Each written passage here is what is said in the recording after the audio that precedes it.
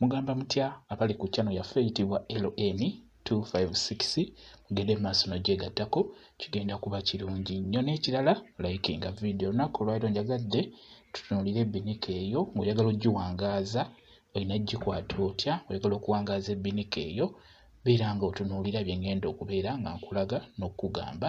Ebinika eyo erina akantu ako kwetula k'olabaako ako tolina kukkiriza kuyiikamu mazzi nga bw'okalaba ke tutandise nako akakabulaaka k'ogituuza n'eyingiramu awo we wali amasannyalaze agagissaako n'ebeera ng'esobola okufumba amazzi ago g'obeera otaddemu.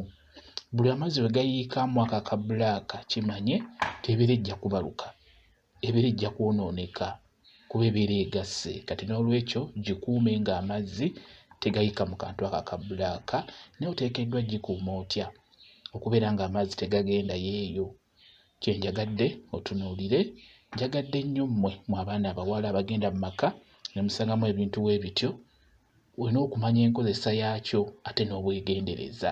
Ku Binika okwo bawandiikako obugambo obwo bw'olaba, obwo kikulu nnyo okubeera ng'obugoberera. Bw'obeera oteekamu amazzi tegalina kusukka kagambo ako maximum, awo tegasukkawo w'olaba awo. Tunuulira nnyo Ebinika zonna ezisinga eziri bwe zityo bateekako obugambo obwo bw'olaba obwo. Eyo y'endagiriro ge mateeka g'Ebinika eyo ng'oyagala ogiwangaaza, ng'oyagala omale naye emyaka 10-15 goberera amateeka ago ge babeera batadde okwo. Kati tugenda kuteekamu amazzi tubeere nga tugiteekako gabeere nga gafumbibwa. Teekako amazzi gateekemu n'obwegendereza galeme kuyiika emabbali gabe nga tegagenda wansi eno. Kati oba oteekamu amazzi galina kukoma awo we nkugambye, tegasukka kagambo ako, tegasukka kagambo ako kudda waggulu. Olaba gagenzemu nga mangi gatooleko nga tonnagiteekako nga bw'olaba.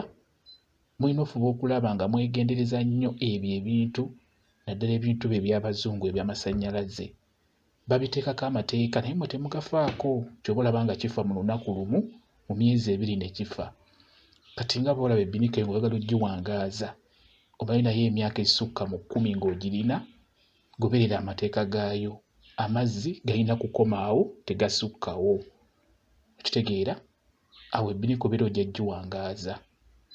Ekirala bw'omala okugiteekako bw'otyo nga bw'olaba tugituuzizzaako ng'erimu amazzi, toddamu gikwatako nga kweri. Bw'oteekako swiki nga bw'olaba n'ogiteekako nga bw'olaba wengenda ogiteekako, tunuulira bulungi weetegereze. Kati yiyo ngitaddeko ogiraba. Bw'omala ogiteekako toddamu gikwatako ginyeenyanyeenya. Buli w'oginyeenyanyeenya tekiba kirungi wansi eno, kuba kati eri mu masannyalaze. Gireke amazzi gamale okujja, yeebeera ejja kweggyako kuba baagikola ngeri otomatiki. Amazzi bwe gamala okujja n'efuna ebbugumu eryo ebeera ejja kwemasulako. Kati nga bw'okulaba gawo gatokota egenda kweggyako. Goberera nnyo kati yo yeggyeko, awo obeera osobola okugasitulako. Ekirala toteeka majaani mu Binika eyo, togifumbiramu maggi ga boyiro. Abasinga mugiteekamu ebintu eby'enjawulo, eyo efumba mazzi gokka.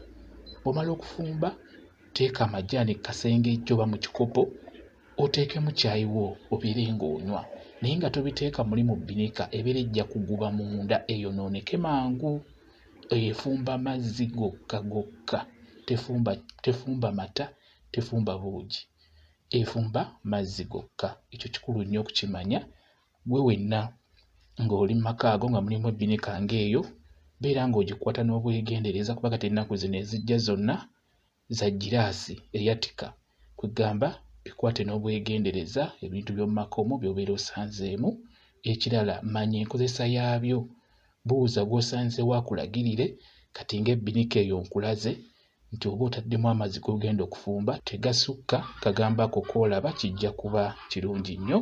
Ebintu by'ewaka obeera ojja biwangaaza. Mugendeere nnyo ebintu ebyo eby'amasannyalaze, tebyetaaga maanyi, byetaaga just bwongo kukitunuulira, kukisomako, omanye enkozesa yaakyo, obeera ojja kiwangaaza bulungi nnyo.